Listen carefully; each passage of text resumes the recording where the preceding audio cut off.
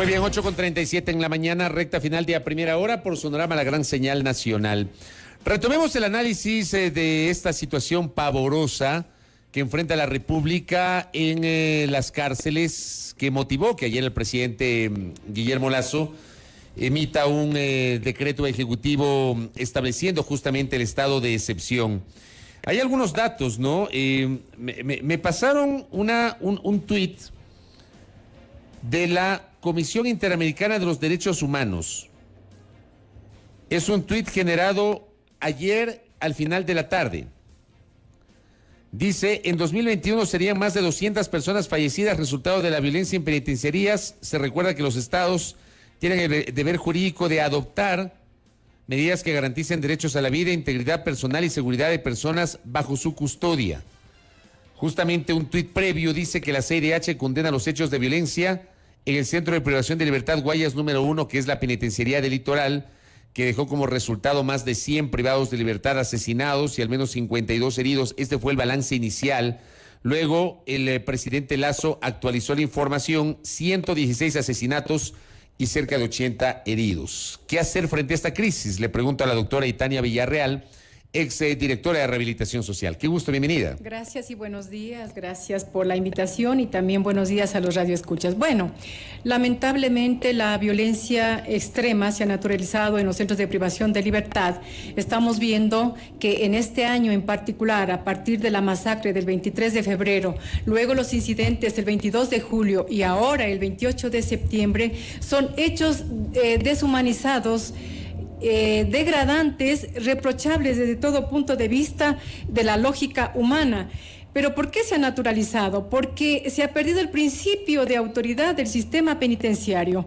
No es posible que los privados de libertad de un tiempo atrás a la fecha han venido imponiéndose a un sistema de rehabilitación instituido sobre pretexto de ellos tomar poderío al interior de los centros de privación de libertad de ciertos líderes de estas bandas delincuenciales criminales organizadas al interior de los centros de privación de libertad, y que no se haya aprendido frente a estas alertas ya que se dieron ya y que cobraron también vidas humanas, y que el Estado tiene el derecho de protegerlos y como garante de la vida de los privados de libertad como sector vulnerable. Es comprensible que los tuits que acaba de leer por parte de la Corte Interamericana de Derechos Humanos, ya lo hizo también en la masacre del 23 de febrero, y se exhortaba al Estado ecuatoriano a proteger la vida de los privados de la libertad y a reestructurar lo que tenga que hacerse dentro del sistema penitenciario, pero prácticamente está de tumbo en tumbo, designándose tanta y cuanta autoridad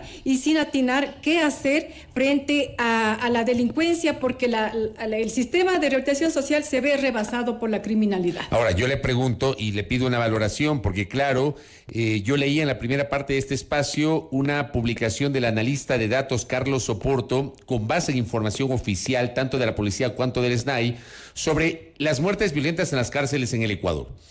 En 2010, 15, 2011, 9, 2012, 9, 2013, 7, 2014, 3, 2015, 12, 2016, 6, 2017, 8, 2018, 15, 2019, 32, 2020, 52, 2021, hasta ahora, faltando 3 meses para que se acabe el año, 226 muertes. ¿Cómo entender esta involución, para no llamar evolución, esta involución del control de las cárceles, doctora?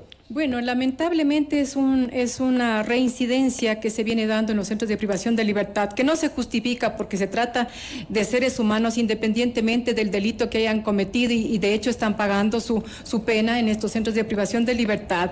Pero como digo, se ha dejado pasar tanta y cuanta circunstancia. Esa es la falta también de eficacia, de eficiencia, de conocimiento por parte de quienes en su momento han venido administrando el sistema penitenciario, porque no hace falta ser erudito en la materia, pero sí un modesto conocedor en administración penitenciaria puede trazarse una hoja de ruta, un plan de trabajo, tener una mesa multidisciplinaria articulada con las instituciones que se involucran en el sistema de seguridad, y poder ir surfeando, si se quiere decir la palabra, con los avatares que se presenta el sistema de rehabilitación social, porque es una institución muy compleja frente a lo que se tiene que administrar, porque estamos administrando la pena de privados privados de libertad con conductas típicas y atípicas y también inadaptables ya para el sistema de rehabilitación social, que requieren un tratamiento más profundo, hasta psiquiátrico. Pero se necesita también tener la infraestructura suficiente, planes, programas y proyectos de rehabilitación social, el personal calificado y suficiente para poder administrar y suplir las necesidades y demandas de los privados de libertad. Estamos con infraestructura obsoleta, se construyó las megas cárceles y no hay agentes de seguridad penitenciaria para cubrir por lo menos la seguridad básica de estas megas cárceles, me refiero a las regionales. Entonces, los privados de libertad aprovechan estas debilidades y prácticamente empiezan a formar sus objetivos, que es delinquir al interior de los centros de privación de libertad, porque estamos viendo que al interior también asaltan, que roban a sus propios compañeros, asaltan a las visitas, asesinan a sus propios compañeros, también tenencia de armas de todo tipo, blancas, de fuego, de largo alcance, explosivos, atacan a los servidores policiales, a las Fuerzas Armadas, y prácticamente ha habido una impavidez.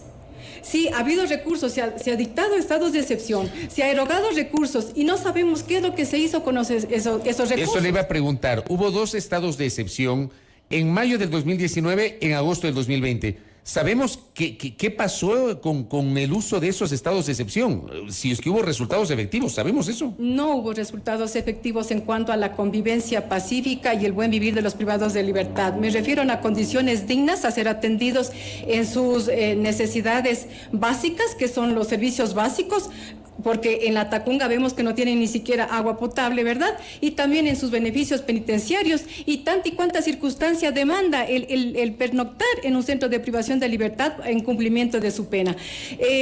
Se conoce por boca del director del SNAI saliente, el general Edmundo Moncayo, que se hizo unas construcciones, pero sí, es importante tener también la infraestructura, pero lo prioritario era la seguridad, el control de los centros de privación de libertad y bajar los índices de mortalidad y de violencia extrema a la que han llegado los privados de libertad. Hoy estamos soportando una masacre jamás antes registrada en la historia del sistema penitenciario, que no solamente conmociona y enluta al país, a estas 116 familias, sino que ha trascendido a nivel internacional como un país violento, y que además está apoderado por el narcotráfico. Y también las bandas delincuenciales pues aprovechan estas debilidades, como manifesté, para ganar poderío, territorio al interior de los centros de privación de libertad, y ahora de manera proliferada, lo que antes no sucedía, pero estamos, yo pienso, a tiempo de coartar, pero claro, con diligencia y también con empeño a la función que le fue designada. Esto con más instituciones que tiene que arrimarse el hombro para sacar adelante. El director general del SNAI solo no lo hace también diferentes organismos estatales y, por qué no, también no gubernamentales, que antes ayudaban a paliar la situación de los privados de libertad. La burocracia, la tramitología ha cerrado las puertas a estos organismos que facilitaban de alguna manera la convivencia, la tranquilidad de los privados de libertad. ¿Por qué? Porque ahora se dio una situación de represión, y la represión no lleva ni a la paz ni a la rehabilitación tampoco. ¿Cómo se entiende que se hagan operativos con cierta frecuencia y siempre encuentran armas de fuego, armas blancas, celulares, tablets, computadoras, hasta granadas? ¿Cómo se entiende esto? Bueno, es inimaginable que la policía no tenga conocimiento que están ingresando objetos ilícitos, pero también, por otro lado, no existen los medios tecnológicos, los sistemas de seguridad que ayuden a detectar estas armas y objetos prohibidos.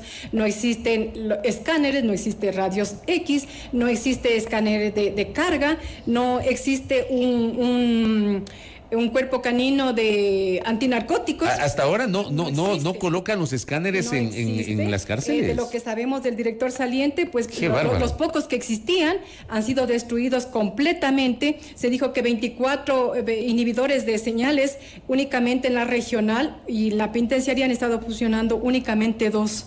Es decir, que tenían la libertad, los privados de libertad, para que ellos puedan comunicarse hacia el exterior y puedan también tener el contubernio con las bandas de afuera para poder hacer y deshacer cuantas cosas ellos han querido, porque claro, han estado los fusiles en los techos, los privados de libertad también salen a los techos. Pero para tener ese contubernio tienen que tener algún tipo de complicidad interna, ¿no? No se justifica, estimado Fabricio, que teniendo los agentes de seguridad penitenciaria la obligación de custodiar, precautelar y vigilar, si bien es cierto, no son el gran número, ¿sí? De agentes para poder suplir esta demanda, pero yo pienso que si hubieran estos métodos de seguridad ayudaría a paliar un poco la situación, pero ahora vemos que ha colapsado. El sistema penitenciario ya está topando madera, como se dice en el argot popular. Yo pienso que ahora el presidente tiene una gran tarea, ha tenido la voluntad política, se declaró la emergencia institucional frente a los hechos de julio, pero mire, no ha pasado mucho tiempo y estamos con una masacre de horror, de terror prácticamente, de deshumanización indescriptible a la razón lógica de todo ser humano. Oiga, doctora, me envía un mensaje, le quiero enviar un abrazo a mi colega y amigo Julio Sari. Me dice, no es la solución, ciertamente no es la solución, reconoce Julio, pero tal vez poner a los lagartos en una cárcel y a los choneros en otra para evitar enfrentamientos podría ser una alternativa, o sea, separar a los integrantes de estas bandas. Es una alternativa y coincido con el criterio de quien está escribiendo, pero también tomemos ejemplos y ejemplos buenos. Por ejemplo, en El Salvador existen 7 penales de máxima seguridad única y exclusivamente para bandas criminales organizadas. Y en el Ecuador, ¿por qué no lo podemos tener? Si se construyó 3 grandes regionales, ¿por qué no construir un penal de máxima seguridad para poder recluir a las bandas delincuenciales, a estos seres inadaptables que no quieren entender que estamos en un Estado de Derecho, que no es que tienen que imponer su poderío delictivo y narcotraficante? No. El Estado de Derecho tiene que prevalecer sobre estas organizaciones delictivas. Es posible, pero todo se hace con voluntad política. Estaba escuchando ayer la rueda de prensa de nuestro señor presidente y se hablaba de un plan estructural, un plan estratégico que ha dejado sobre la mesa el coronel Cobo. Esperemos que no solamente sea la reconstrucción, que es importante también frente al destrozo que sufrieron los centros de privación de libertad, particularmente el Cotopaxi, también la Regional 8, sea también estas políticas, ¿cómo podría decir? Iniciativas para poder solucionar. Porque si están en el mismo pabellón, los de máxima, mediana y mínima, claro, estas son las consecuencias. Entre los fallecidos habrán cuánto inocente que no habrán pertenecido a estas bandas. Porque con los fusiles que se veía en los videos, en las redes sociales, claro, se pusieron a exterminarles a tanto y cuanto se atravesó por delante de estos líderes de estas bandas delincuenciales, que es penoso, es lamentable, es escalofriante. O sea, ya no más esta tortura social, esta tortura psicológica, no solo para la ciudadanía, sino también para los familiares de las víctimas. Y por qué no la intranquilidad de quienes trabajan en el sistema penitenciario. No es grato trabajar en un ambiente donde que usted tenga que dejar su oficina y salir como lo que más pueda, correr a refugiarse en espacios seguros y no poder trabajar. Entonces les debe dar esa seguridad también al personal. Le pregunto, en la recta final de este diálogo, ¿cómo estamos con el cuerpo de guías penitenciarios? Porque yo recuerdo que cuando se declaró la emergencia, el estado de excepción en 2019, se hablaba de iniciar todo un proceso de selección de guías penitenciarios. Yo no sé si finalmente se completó ese proceso. No se ha completado. Hubo la pretensión de llamar a un proceso de selección y reclutamiento, pero se lo descartó, no se lo hizo. Lo que sí se hizo es que se había graduado a 200 agentes de seguridad penitenciaria en un curso extremadamente ligero, que eso no compensa la experticia que deberían tener, porque se necesita realmente el tiempo necesario para formarse, para capacitarlos en tiempo real. Inclusive se hace inducciones, simulacros al trabajo que usted va a desempeñar. Ahora, claro, por los hechos del 23 de febrero y se llegaron a los de 22 de julio, era la premura que hizo ingresar solamente a 200 agentes de seguridad penitenciaria, cuando las regionales demandan mínimo en cada regional 500 agentes de seguridad penitenciaria. Porque ¿En cada uno? En cada uno, claro. ¿Por qué? Porque tiene que tener los perímetros, el perímetro externo que tiene que ser mixto con la Policía Nacional. Los filtros, también los 3 filtros tienen que ser mixto con la Policía Nacional, porque no solamente la policía puede estar revisando, sino también los agentes de seguridad penitenciaria a los miembros policiales. ¿Por qué no? Porque eso tiene que ser también la tarea diaria, ¿verdad? Entonces, si queremos tener los centros seguros, porque son tan amplios, tan grandes, pabellones de 2.000, de 3.000 y hasta de 5.000 privados de libertad, claro, demanda ese personal. Existe a la fecha 1.600 agentes de seguridad penitenciaria, de los cuales, por la jerarquización que se dio con el COESCOP, el Código Orgánico de Entidades de Seguridad Pública, vino a disminuir, porque ya hay cargos de rol y mando, que además los adoptaron sin ninguna experiencia, simplemente porque se dio esa jerarquización, viene a disminuir. Estamos hablando de que habrá unos 1.400 agentes de seguridad penitenciaria, estamos con un déficit por lo menos de 2.500 a 3.000 agentes de seguridad penitenciaria que tiene que implementarse de manera urgente. Ahora, si no se da un proceso de selección y reclutamiento como determina el Código Orgánico, el COESCOP, tiene que contratarse bajo un régimen especial. No sé, habrá que hacer una consulta a la Contraloría General del Estado que le permita al director general del SNAI contratar por servicios ocasionales. En la mañana, en Teleamazonas, venía manifestando que ¿por qué no reivindicar a todos esos servidores públicos que fueron desvinculados injustamente, en la gran parte, por el decreto 813 de la compra de renuncia obligatoria?